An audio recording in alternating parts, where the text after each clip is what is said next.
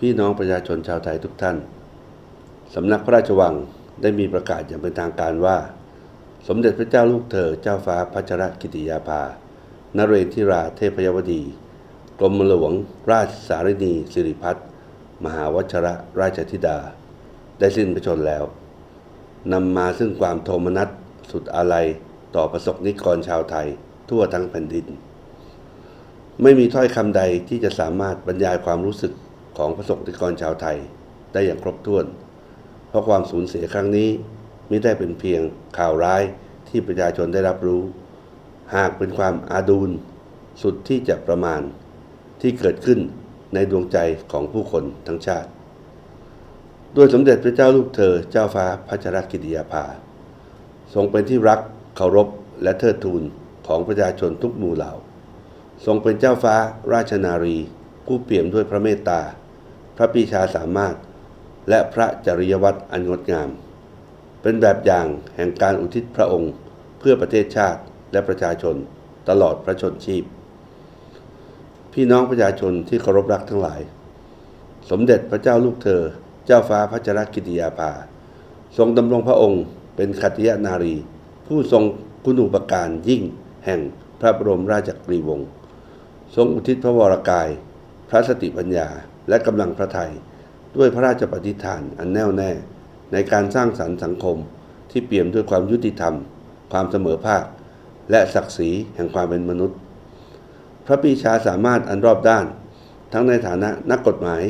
นักการทูตนักสังคมสงเคราะห์ล้วนเป็นแบบอย่างการดำรงพระองค์ให้คนไทยเชื่อมั่น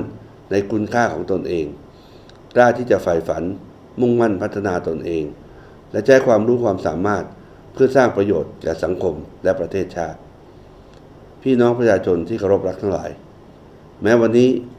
ขัตติยนารีผู้ทรงเป็นความภาคภูมิใจของแผ่นดินไทยได้เสด็จสู่สวรรคาลัยแล้วพระกรุณาธิคุณที่ทรงมีต่อประเทศชาติและประชาชนและพระปณิธานในการสร้างสังคม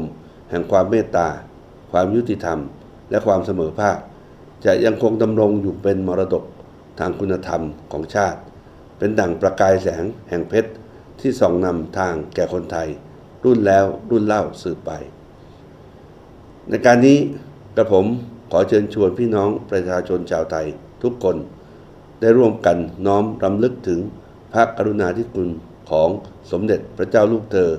เจ้าฟ้าพัชรกิติยาภานเรนทิราเทพยวดีกรมหลวงราชสารินีสิริพัฒน์มหาวชรราชธิดาด้วยการตั้งมั่นอยู่ในความดีการมีเมตตาต่อกันการช่วยเหลือผู้ด้อยโอกาสและการทำคุณประโยชน์เพื่อส่วนรวมอันเป็นคุณค่าที่พระองค์ทรงยึดถือและทรงปฏิบัติเป็นแบบอย่างมาตลอดพระชนชีพเพื่อถวายเป็น